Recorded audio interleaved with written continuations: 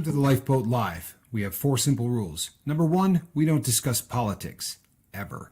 Number 2, this is not a religious channel, and while you might hear people say, God bless you, or I'm going to pray for you, or I wouldn't have gotten through this without my faith, that's fine. What's not fine is to say, my God is better than your God, or here's why you're not getting into heaven. It's not going to fly. Number 3, we believe wholeheartedly if you can't control your tongue, then you can't control your life. So while on board, there's not going to be any cursing in the live chat, period. And number 4, there is no room for mean people on the lifeboat. Because we discuss very sensitive things from people's past in our group setting, we got to protect those people. The only way they feel confident and comfortable discussing those things is in an environment that is free of trolls and mean people. So if you're a mean person or you're a troll, we're going to block you for life. And if your account happens to be less than 24 hours old, we're probably a little suspicious right from the word go. Why? Well, because there are people in this world who enjoy being cruel solely for the sake of being cruel. It's not going to fly here. But if you're here because you're trying to get sober and live your best life, then you might find that the lifeboat is just that, a lifeboat. I'm Captain Tommy Scoville, and we will see you on deck.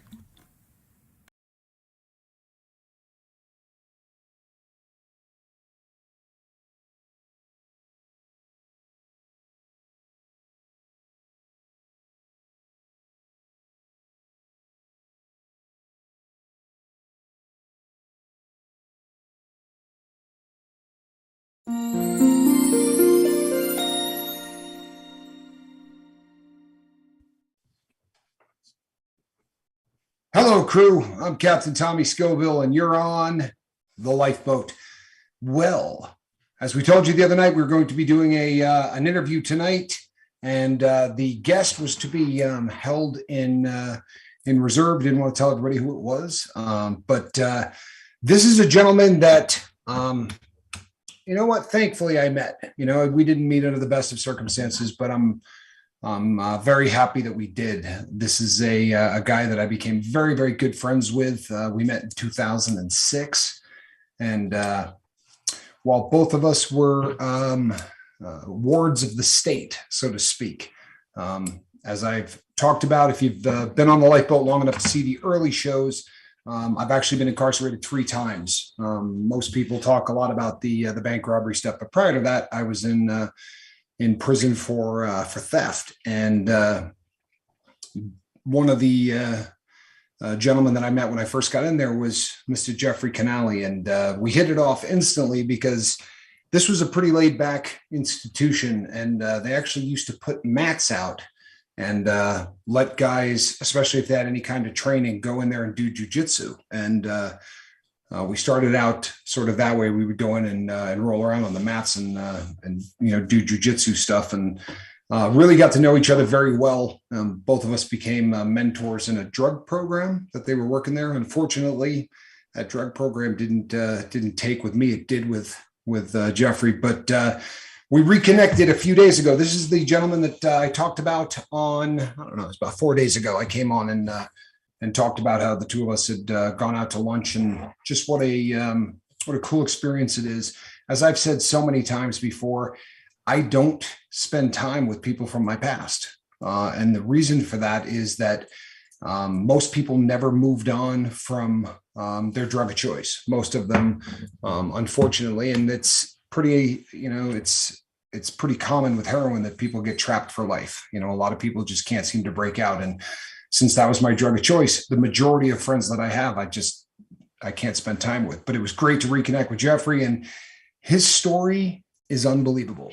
But I know every word of it to be true. And he has been kind enough to agree to come on here and talk about it. Jeffrey, thank you, my friend. I really appreciate you coming on. Not a problem. I appreciate you having me on, and it's great to finally be a guest on the show. And I just want to say hi to everybody. You know, I've been coming in pretty much every day for a week now, and you know, I see a lot of the love on your channel, for me included. And you know, most of you guys don't even really know who I am, and you know, hopefully that'll change. But yeah, it's pretty good crew that way. What we usually do is just sort of turn the floor over to you. So I know your story, right? So I know what's coming. The majority of people don't, but why don't you take us back to the early 90s and roll from there. In the Wayback Machine. In the Wayback Machine. So yeah, I mean, before I went to prison, about 95 is when I fell.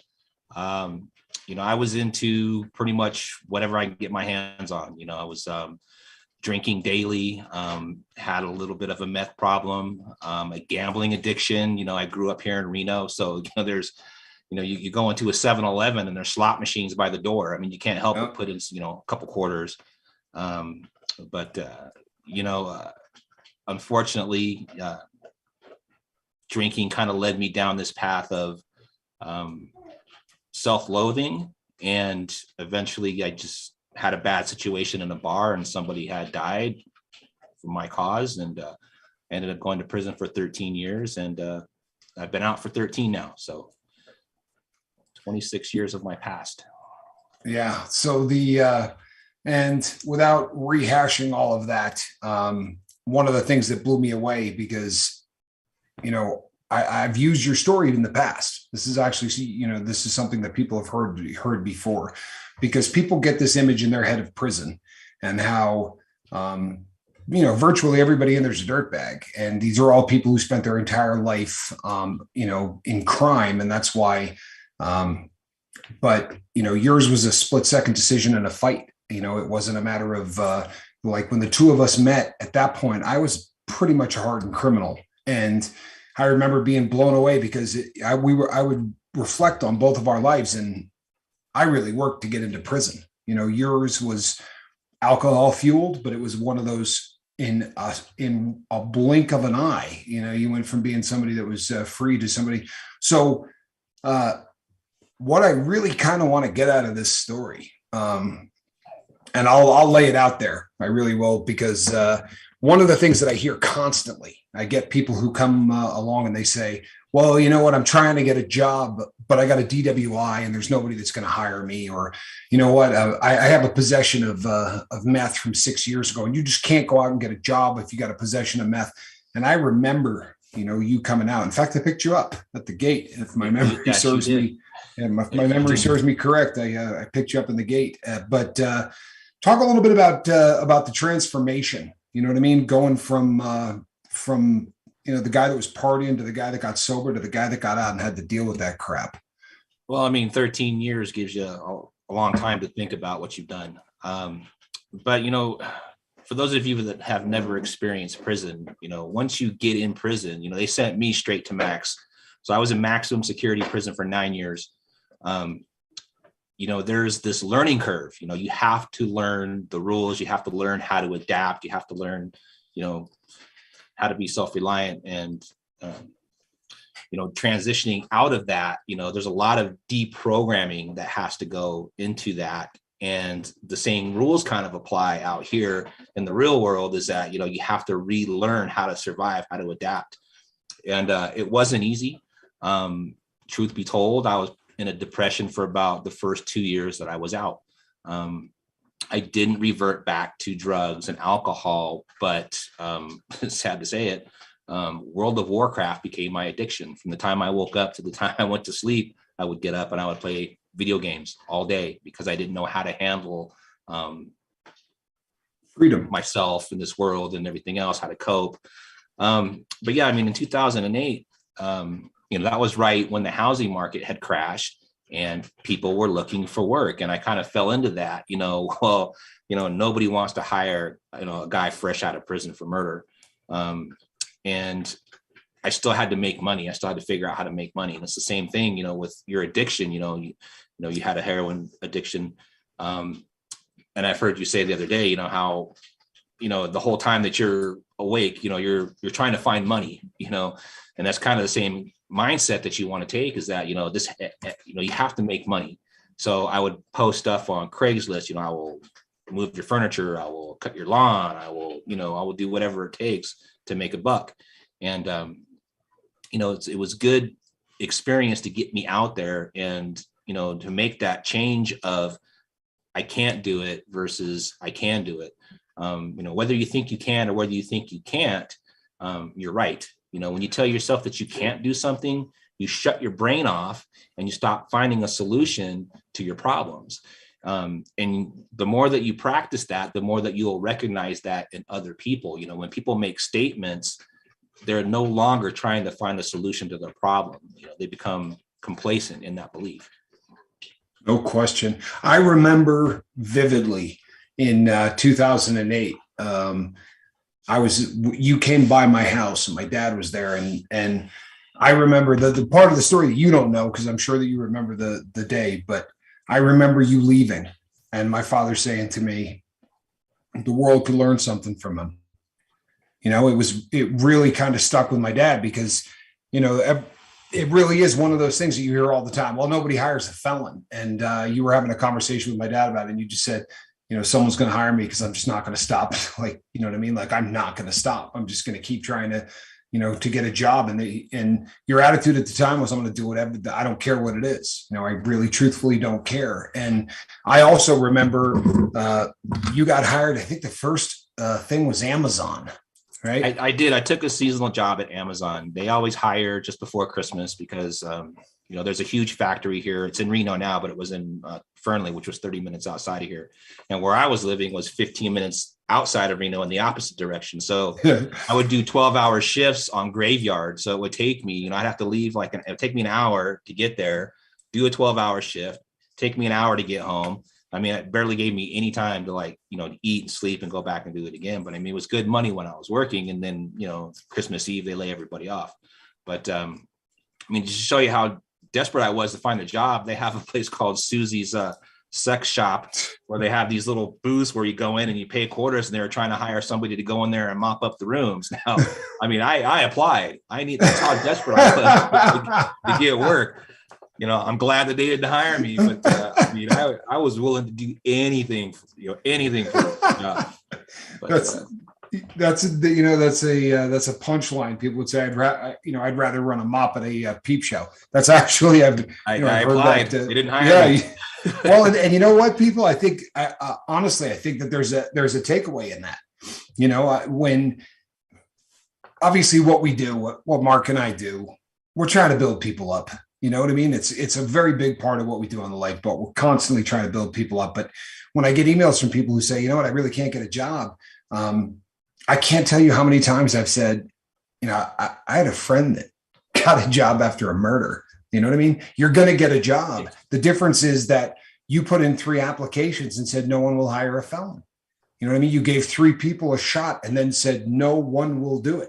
And anytime people start dropping those blanket statements, there's no one that will hire it. Okay, so you're telling me that 330 million people live in this country, and they're nowhere on this entire North American continent is somebody that said, you know what, I'll give the guy a shot.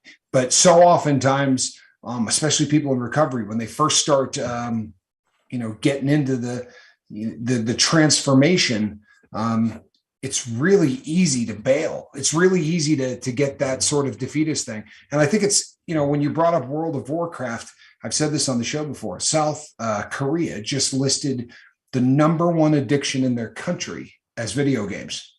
And they're serious about it. Unlike America, they're freaked out. They're trying to set up programs to get, because, and we've done, you know, shows on this, it trips the same receptors in the brain that cocaine does. I mean, not any other drug. For whatever reason, the exact same receptors in the brain that get tripped by cocaine is what video games get. Yeah, it was an escape for me. You know, it was a way for me to not deal with my problems and my emotions. And, you know, it's a whole nother world. It really is. Right. It's escapism. Eventually you have to just, you know, bite the bullet and, deal with your problems, tackle them head on, you know. And so you went out and worked, I don't know, I use the term Joe job a lot. Those jobs that you take until something that, you know, comes along that you really want. And that's another thing that people do constantly, especially when they're first trying to rebuild, is guys will say, you know, well, I got offered this job, but, you know, it's not really what I want to do. I mean, are you kidding me? You know, you take the first gig that someone will pay you, because my experience has always been, you know, and I've been on both sides of the equation. I've hired people, and I've been a guy who was going out trying to get hired. And it's great hiring someone that already works for somebody. You know what I mean? Like that's your best shot of getting hired. If they say, well, what are you currently doing? Looking for work. What are you currently doing? Well, I've been working at this place for the last 9 months. That's a track record. So you took a series of Joe jobs. How did it evolve after that? Oh, so interestingly enough, so I had a parole officer. This is probably about 10 years ago. And I was still out, every day putting in applications at places. And, your parole officer likes to make these surprise visits at your place of residence, to see if you're, the first thing they do when they walk in is, they won't turn their back to you. So when they ask to come in the house, they will follow you. And then they ask you to show them around, because what they're looking for is drugs and guns that are laid out. But he kept showing up at my house and nobody was there. And at the time I was living with my aunt and my cousin said, for like 3 days straight, he kept saying, he's out looking for work. So a year goes by and I get a phone call from him and he's like, look, I'm no longer a parole officer. I'm now a supervisor at a warehouse. Do you still need a job? And I'm like, absolutely. So this is a year later. He remembered me and gave me a job, and I worked for him. He was my boss for 2 years at a warehouse, and then the warehouse went bankrupt. And then he ended up going back to the parole place, and now he's like one of the head sergeants there at the parole place. And every time if I go in there and he's there, I'll shoot the shit with him. Really good guy, but he gave me an opportunity, and that. Given that warehouse background with Amazon and then working for him, I was later went on and I was driving forklift for PetSmart for 5 years. It was a great company. But, I have about 10 years of warehousing experience under my belt. But and you bring up probation when, and I've told everybody here, I'm on federal probation currently. So I have a probation officer, and parole and probation, federal probation and parole are really the exact same thing. They just, to get around something that Congress said, wanting to terminate parole, they just started to put a 3-year tail on every single convict and call it probation. But it is the exact same thing, because you do your time, then you get out and you do probation. It doesn't make a lot of sense. But so when you get out for out of prison, and I feel the need, I don't want to drag up the story in great detail, but I got to say to people so that they don't get a misunderstanding. This was a bar fight where you swung a pool cue and the pool cue hit somebody other than you, who you were swinging at, was bottom line. So I don't want people thinking that, because you hear murder and I'm sure that there are already people on the lifeboat who have some visual image of you with a pistol walking into a store or hunting someone down. It was really more of an accident than it was anything else.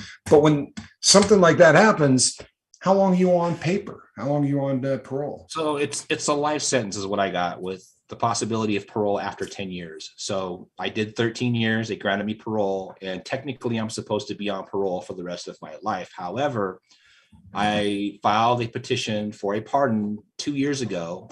Just talked to the gal last month, and she said that, she can't technically speak for the parole board, but looking at my case, she feels that I have a really good chance of getting a full pardon this summer. So fingers crossed. I'm excited. That is one of the coolest things in the entire world. But I think it's essential that people get this, because I think this is something that really comes down to people who are addicts all the time. I'm on federal probation for 3 years, right? And this July, in spite of the fact that I've actually been on it since the day that I walked out of prison, because of how they do it, it's weird paperwork. So I've already been on it a little more than 2 years, or no, a little more than a year and a half. But they call it a year because the first 6 months is dead time or whatever. But I've never failed a drug test. I've never missed a meeting. I've never missed a payment or anything. So basically what you're saying is that from the day you walked out of prison, you've really never had any kind of problem whatsoever with the probation. No, I haven't had any problems with the parole or probation. They would do, surprise random, they call them random drug tests here and there. But no, I mean, it's that whole loss aversion, I kind of associate, the drinking and the partying and the drugs, with what had happened. For some people, they call it rock bottom, so like, what's your rock bottom? What's that loss aversion, that pain that you feel that you associate with, turning your life around. I don't want to go back to that. So that's what's pretty much just been keeping me driving forward, because I don't want to be stagnant. I'll be 50 years old this year. So I have to look at, how I want the rest of these years to unfold, So the way I do that is I seek out mentors, coaches, people that know more than me. What you don't know is going to outweigh what you do know, so always be learning. There's a word for it, a Latin term.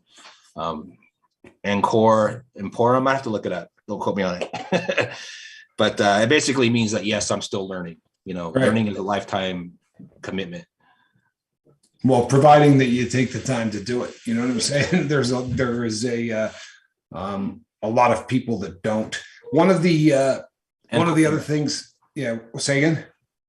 It's Ancora Imparo is the Ancora Imparo. One of the heard of that. That's what it means. Always learning. One of the other cool things, and I definitely want to get to what you're doing now, but one of the this is unique for the lifeboat in that we do a lot of interviews, but there are really nobody that we don't have anybody on the lifeboat that knew Captain Tommy before, right? So everybody on the boat knows me after I walked out, and I get emails all the time from people that would like to have somebody come on that could throw a little dirt or whatever, that could talk about the more about the transformation. But as I said, it's not that I'm ducking it. It's just that you're one of two people in all of the people that I've been friends with in my entire life that I will still talk to. And actually three, but one is currently not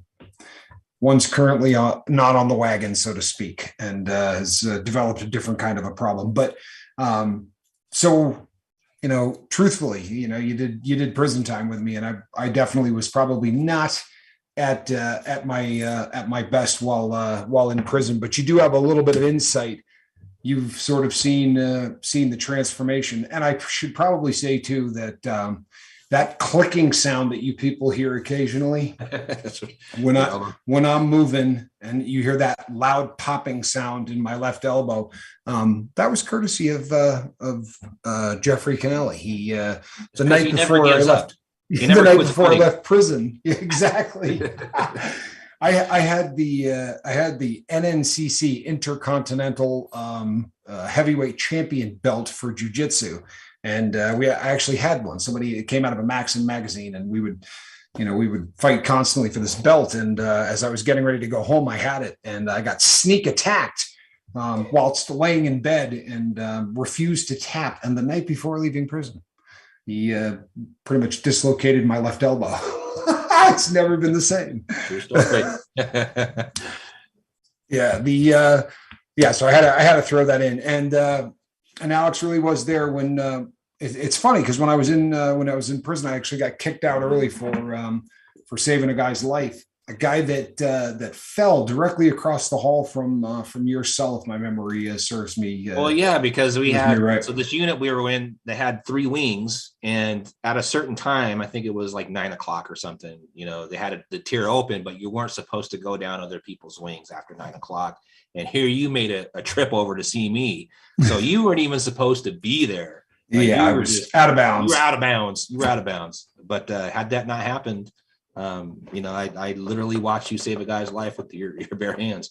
You stuck your thumb up in the back of this guy's head. He had, guess he was climbing up on his bunk and fell backwards and smacked the back of his head on one of these steel toilets, and nobody was there, and you just happened to be there and willing to take that gamble. The thing with prison, if there's any blood, you really don't want to be. Yeah, you don't want to be anywhere near it. And it ended up working out in the long haul, but it wasn't so good originally. I have my memory of that night is standing completely covered in blood and standing in a shower naked while 15 people, I kid you not, watched me shower because they were looking for wounds. They assumed that I had done the injury to the person, and he wasn't in the best of condition mentally. I mean, he took such a shot to his head that when they went in and asked him if he was all right, he said, "I have a gun underneath the bed." He kept telling the officer that there was a pistol under the bed, so he wasn't all there to say no. He didn't do anything to hurt me. He was trying to save me. So yeah, there was a bit of a struggle there. So you get out. You go through a series of and I wouldn't even call them Joe jobs because you work something for 4 or 5 years. Now you're actually starting to develop a skill set, but you sort of transferred out of that, correct? Different mindset. I mean, I invested a lot of time and money into going back to school. I try to take a semester of something every year. So, we have a community college here. I went back and took personal training. I took nutrition. I took sports. Actually, the sports massage I never got to finish because the COVID thing happened. And I just finished real estate school last year. So now, I'm thinking about getting into IT because I do a lot of crypto mining. But yeah, I mean, it's, if I look at it like, if I ask you to build a house and you show up at the work site and you only bring a hammer, you're not going to get much work done. So I'm trying to increase my value as much as possible. I want to show up with a hammer and, a drill and a tape measure and, everything else I can to provide value and to give back to the community. There are two kinds of people in this world, people that'll pull you up and people that'll pull you down, is that saying about, give a man a fish and he'll eat for a day, or can teach a man to fish and he can eat for a lifetime. So, I always seek out those that know more than me, and I try to pass that knowledge on down to somebody else and help bring them up. And so you're increasing your skill set. That's awesome. Absolutely. I mean, I have a website, renojeff.com, where I do my personal training, coaching and dating and life coaching. And then just discovered TikTok. I know I'm late to the party, but 2 months ago, I started the TikTok page. So you can find me on TikTok, and I post videos on there, not as much in the last couple of weeks, but I was trying to post one every day. But there's a lot of, personal growth. You got to talk real fast. Yeah, that's the problem. You're TikTok. I'm trying to squeeze 10 pounds of shit in a 1 pound bag. It's give you a 3-minute window to you got to get to the point. Yeah, you definitely got to talk really quickly. We've been talking about it forever. We don't do the TikTok thing. We've been talking about it forever, but it's I don't know, man. Honestly, the platform kind of scares me a little bit. The platform scares me only because it's the things. There's a few people that I watch. A lot of the stuff on there is informational stuff. A lot of great coaches on there. Sure. And there's a few other guys that I follow just because I like their content. And every once in a while, pretty much every day, it'll be somebody different. But they'll get on there and they'll say, TikTok banned me for a month because of I think yesterday I was watching a guy and he drives and he makes videos, but he's paying attention. But I guess TikTok banned his lives for like 6 months because it was a danger, I guess. Right. So however the filter works, they're very, they're a Chinese communist app. So right.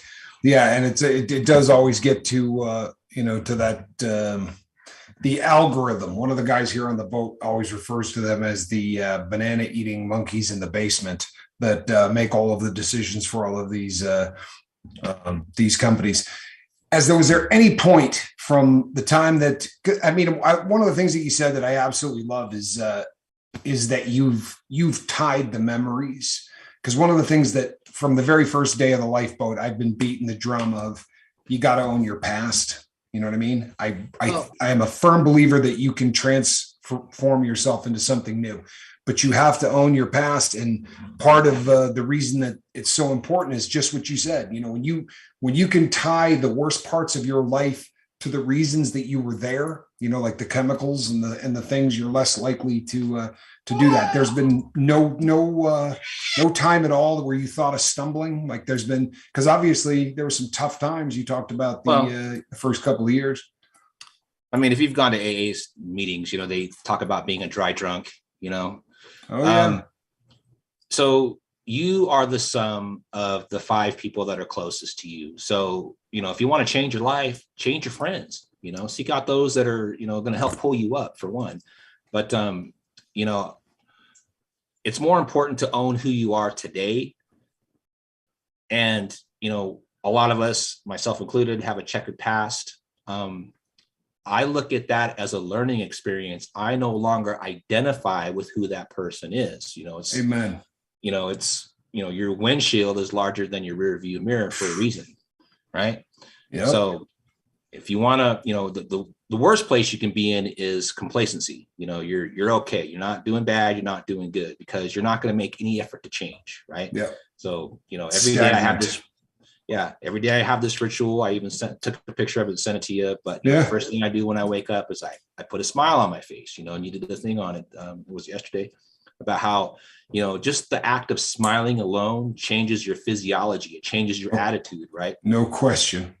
And then, if I walk by my mirror to go to the bathroom and, there's I put a handprint, out of construction paper right there on the mirror to remind myself to give myself a high five every morning. It's a scientific fact that sports teams that high five each other are more successful. They win more games than teams that don't high five each other. So why not, high five yourself, so there's a lot of little things that I do. I play with my dog for 10 minutes. It's a process, right? It's not just like excellence isn't a singular act. It's something that you have to do every day. And no question. I'm not perfect every day, but it's nobody is. But the screw up was 1995, and basically since 1995, you've been chemical free, correct? There was no. So that's a statement. Go ahead. Yeah, I was gonna say, that's the last time I did meth was in the 90s, and since I've been out, I've had not gonna lie, I've had a few sips here and there, but not like I was. I was right. I was a work hard, party hard kind of guy.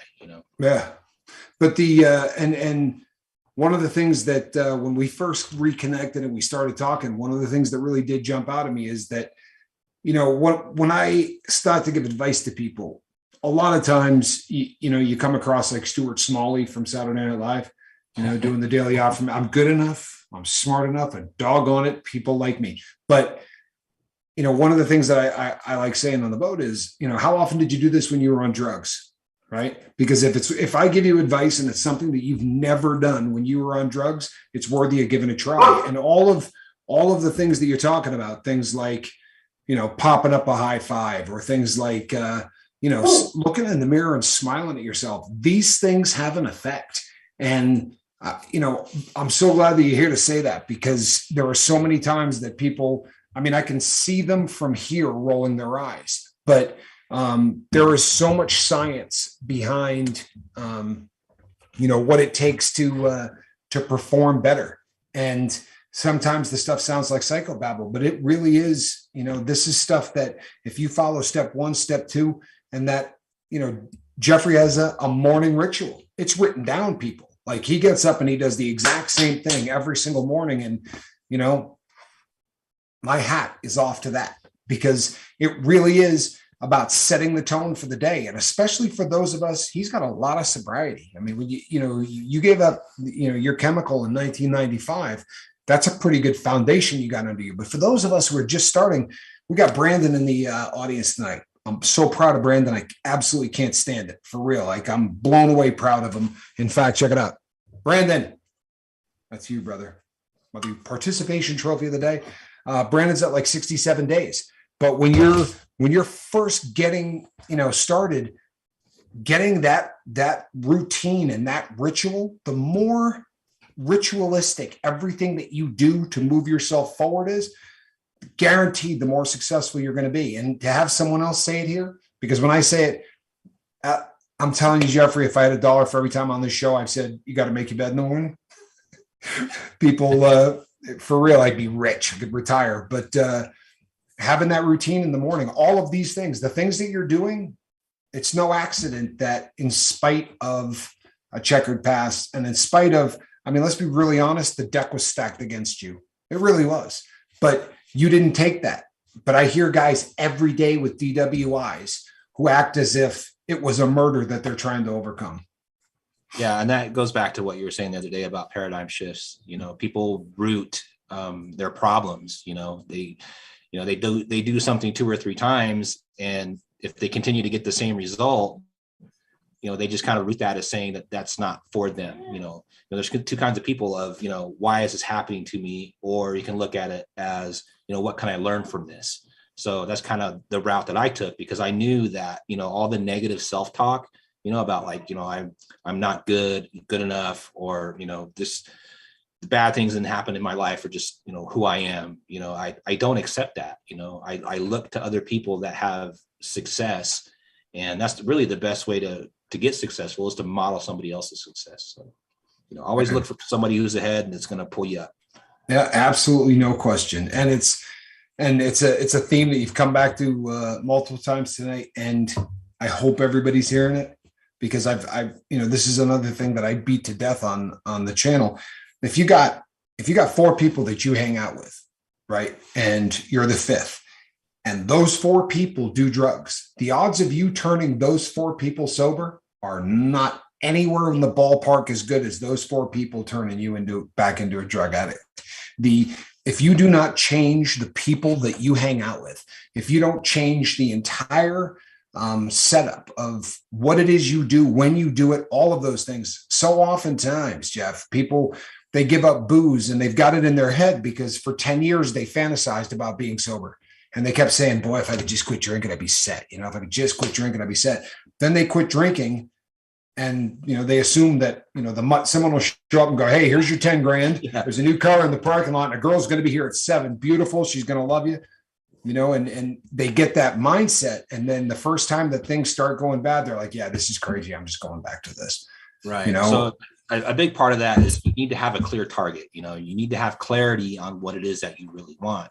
You may have heard me say this before, but, I look at your house as having 4 major pillars, right? You have your health, your wealth, your relationship, and your happiness goals. And your house is only as strong as the foundation that is built on, meaning that you have to put the work in on yourself, right? You have to, heal all your past trauma. You have to be in a good place, and all the other things will fall into place. But you need to have a clear target. Like, what is your goal? Like, and there's an acronym that we use in coaching. And what you do here on the channel is the same thing. You're a coach, but you want to be, it's an acronym. It's SMART. You want to be specific. You want to have something that's measurable, attainable, realistic, and time sensitive, right? Like a time frame. When you use that kind of a format, where do you want your financial success to be at? Where do you want your relationship success to be at? Your health. These are all important areas of your life that, you need to know. It's like a GPS. Like if you use a GPS and you don't have a destination, it's not going to be able to put you down the right path, right? It's the same thing what you're saying about, if I quit drinking, my life will be better. That's part of it, but you need to have a clear vision on where you want to be at in life. Amen. Because when in my humble opinion, when you eliminate drugs and alcohol or whatever your habit is, when you eliminate that from your life, you're not at the top of Everest, you're at base camp. Like, honestly, that at that point, you can start to set goals. You can start to try to build relationships. You can start to try to do all of the things that were just so elusive when you were in the life. But until you eliminate that out of the equation, there is no point in. I mean, you're never going to hit the things that you want in life are never going to happen if you're a drug addict. They're never going to happen if you're an alcoholic. It's as crazy as it seems, there are still a group of people on this planet that are of the firm belief that they can have it all and shoot dope every day, or they can have it all and be, a guy that drinks a 5th a day. The chemical in your life is going to short circuit virtually everything that you try to do to be successful. One of the other things that comes through, and unless someone is sleeping, they're really going to have clued in on this. You didn't kick back in any way, shape, or form. I knew you when, right? I mean, I really did. And, when even in jujitsu and the things that we were doing when we were incarcerated, you were always kind of laser focused on the things that you were doing. But reconnecting with you have spent so much time between the ears. The level of time you've put into transforming your mind. Right. I don't want to go down this path of like childhood trauma, but I grew up not really having a father figure, right, to teach me anything. I'm a father now. I have a beautiful 5-month-old son. And I figured the best gift that I can give him is to teach him everything that I had to learn on my own. And that's kind of what I felt like when I got out of prison, is that, nobody prepared me for life. Nobody taught me, how to manage my money, how to eat healthy, how to worship or praise God, or faith. Right. But these are all things that, I had to learn the hard way. I had to pay what's called a dumb tax, right? Ignorance.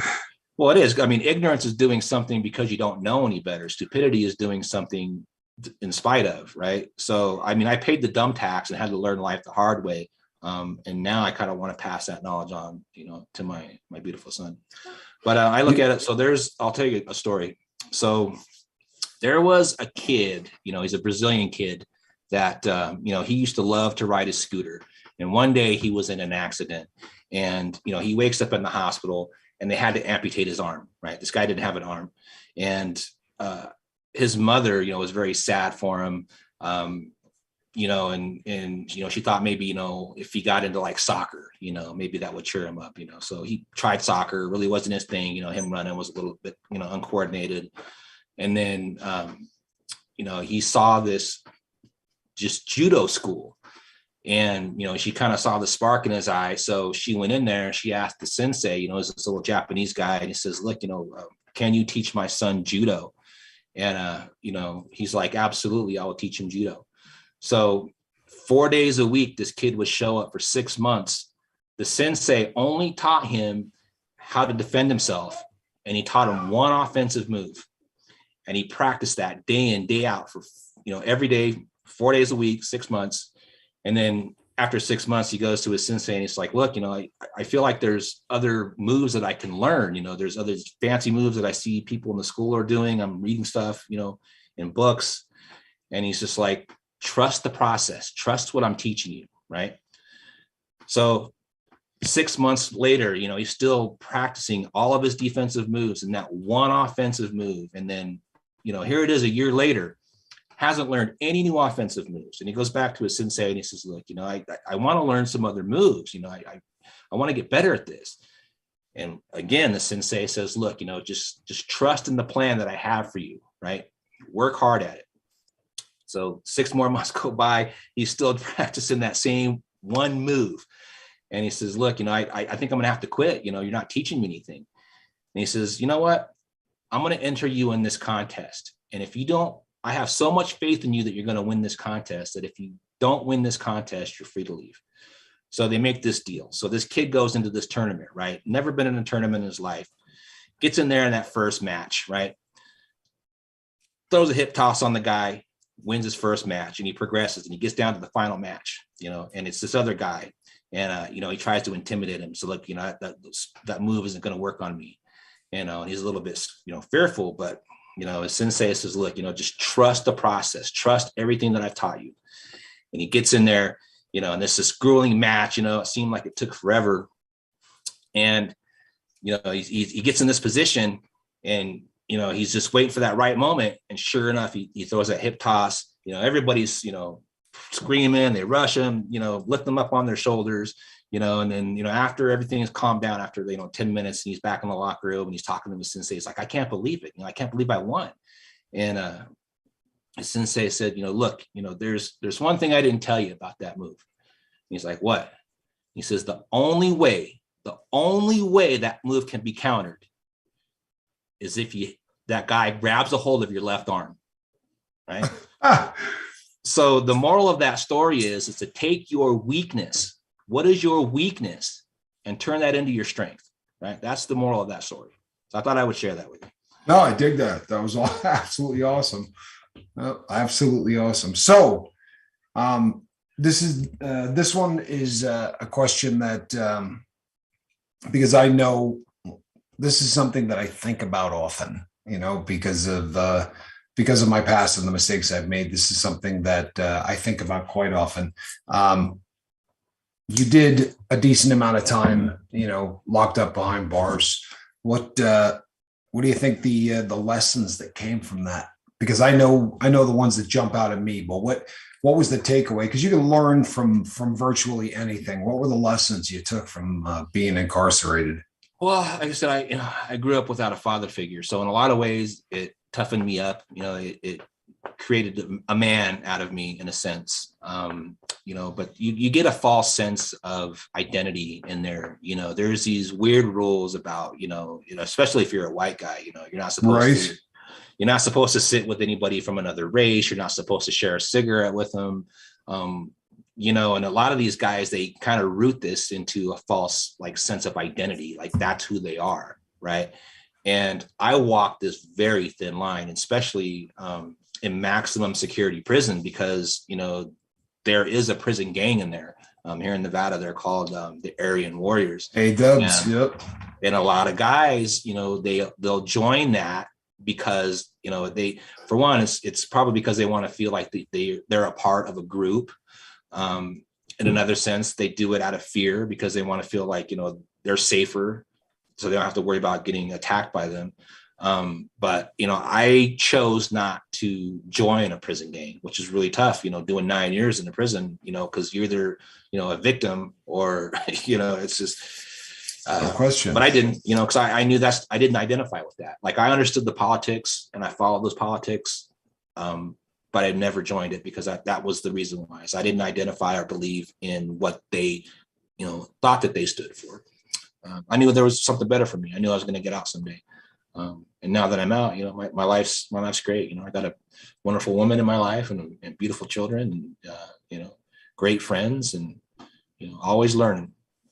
And there are, things blend in over time, especially if you've done, you've been at multiple prisons and things. But one of the things that I remember jumping out at me, it's something that I'm never going to forget, because by the time you and I met, you were yoked up, you worked out all the time, you were a big dude.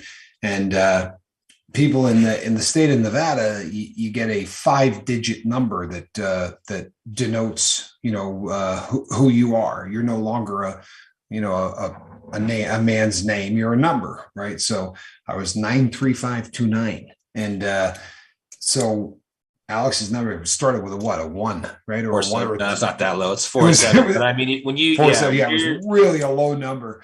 But you said to me, I got a picture when I first. It was you in a visiting room, and he was like, "This is a picture of me at Ely," and Ely was the max, and he was like, "This is when I first came in," and you looked about 16 years old. You looked about 105 pounds. Like I remember 22. Looking at this picture and going, "Oh my Lord!" Like the difference between the guy that I was talking to in this picture, I can't imagine. First of all, people. A maximum security prison is a frightening place. I don't care who you are. I don't care how big you are. I don't care how old you are. It's a frightening place. But to be in your early 20s, and what'd you go in there at? About 120 pounds. I mean, you were thin.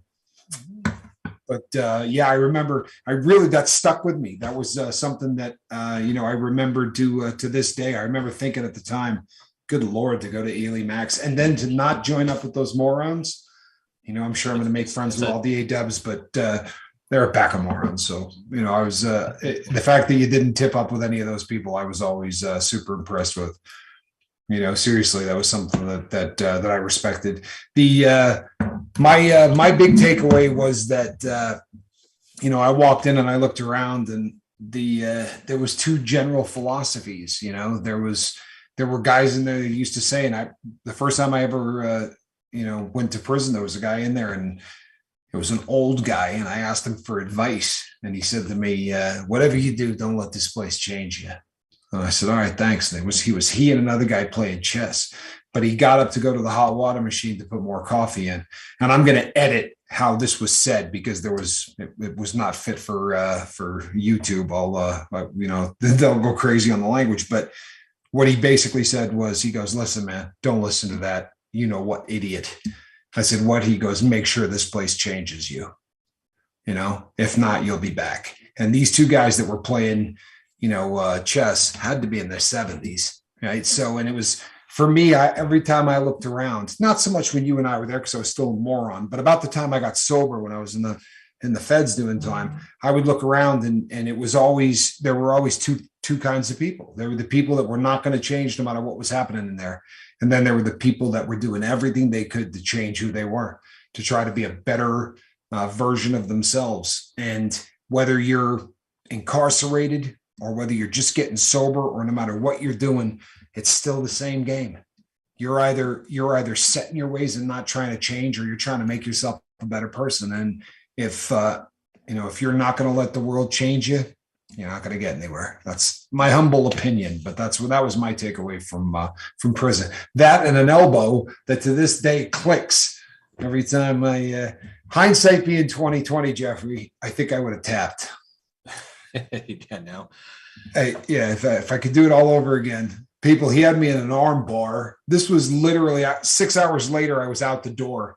7 hours later, I was out the door. But he came in and had me in an arm bar, and I was laying in bed, and I just didn't want to give up that belt. So I didn't tap. And it was when the noise, the look on your face when the thing popped, because you looked at me and went, "Oh no, are you all right?" I said, No, I'm not all right at all. I think I left in a sling. I actually had that same thing happen to me, so that makes you feel better. I got a couple questions. When I had gotten out. Yeah, please. My bubble-headed partner. Yeah, I got a couple questions. All right. What are your plans for, do you plan on sharing your story with, your kids as they grow up? Or is it something that you're going to try to not talk about, or? Well, it's still something I really don't talk about so much, because it's not that I'm embarrassed by it, but I no longer identify with my past. I'm comfortable talking about it with you guys because you guys ask questions. So I suppose, if that day comes, where there's questions, I'll answer it as best I can. But, life is full of challenges, and, you can either get the lesson from it, or you can do that, negative self-talk about, this has happened to me again, or, and that's not the road that I like to go down. Everything bad that happens, there's a lesson there.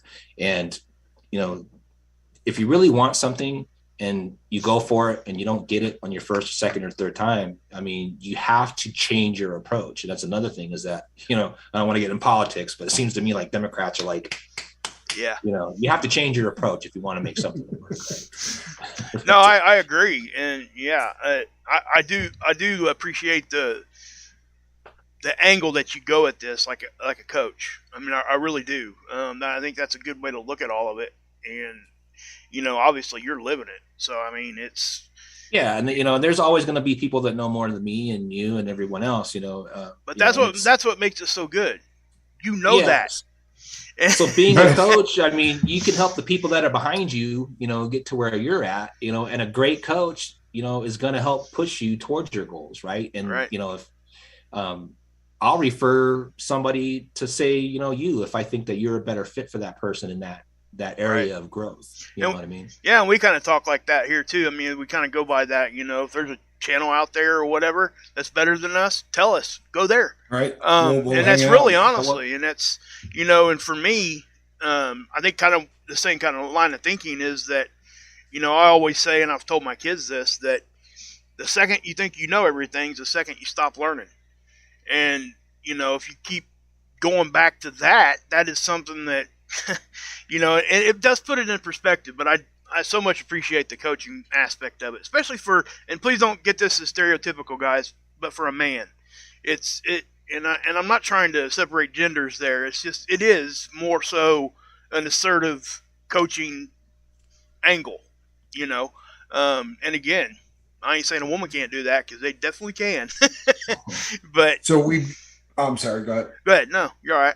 Well, we got a couple of comments that I want to get in before we leave, because Pamela Swan said, my teen granddaughter says Jeffrey would make a great speaker at high schools. And you know what? There's probably something to that. You know what I mean? There are so many, I remember the people that they came in to, and I've talked about this so many times on the show, but they used to come in and the people that would talk to you about, the things that they had done.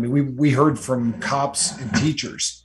And, when you're a teenager, there's two people that you're not going to spend any time listening to. I don't care if they came in and handed you money. You're not listening to teachers and you're not listening to cops. So I think that probably would be something that would be a great benefit to kids. Yep. But then there was another comment that said, so this was right after a jiu-jitsu conversation. There was something in there about Jeffrey dominating the captain. And just for the Tommy, record, so that we call him Little Tommy in there. Yeah. Yep. Little Tommy joking. walked He's actually out a lot bigger than he looks. Little Tommy walked out undefeated. I will. And you know what's really funny? Hold on, just 1 second. There was a guy in there. What was the name of the guy that was the Mr. UFC? You remember the guy I'm talking about? Oh, maybe we shouldn't Adam say his Tingley? name. There we go. Oh, I'm sorry, I didn't. No, there we go. This was a guy that came in and he was Mr. UFC, and he knows his stuff. He's good, but you two wrestled, or rolled. We call it rolling, and you did beat him. I did. I remember that. That was we laughed all the way back to the unit too. We had a pretty good time with that. That was. But yeah, guys. You know what? Go ahead. I do want to. I put your guys. I've been dropping his link in the chat there. If you guys caught any of Excellent. that, and I put. I went to his webpage real quick, grabbed a screenshot, and that's his webpage right there. So my webpage? I think so. Is that correct? That's it. You can follow me on TikTok. Let me see what it is. I just started this TikTok thing, so I apologize for the quality of the videos. And we'll get that in the description box too, guys. So if you guys want to come back, and you'll find it down there later. It's good stuff. I can already tell. Yeah, it's Reno.Jeff. So it's Reno.Jeff. Okay. That's my TikTok. Yeah, biggest little city in the world. All righty, people. We are at the top of the hour. Jeffrey, I love you, man. I appreciate you. Man. Hey, thank you for having me coming on here. I really do. And yeah, you have a great community. I'm glad that you're moving forward and you're spreading the love. This is definitely where I'm supposed to be, and it's funny because you look back at the old days or whatever. But can you imagine if I had told you back then, hey, I'll be running a sobriety channel, interviewing you on it? I think that that might have been a funny one to even propose way back in the day. But people, I want to thank everybody for tuning in this evening. We got a couple of other interviews that are coming up. We're doing Nile tomorrow night. Is going to be Nile, and we've got Rip next week.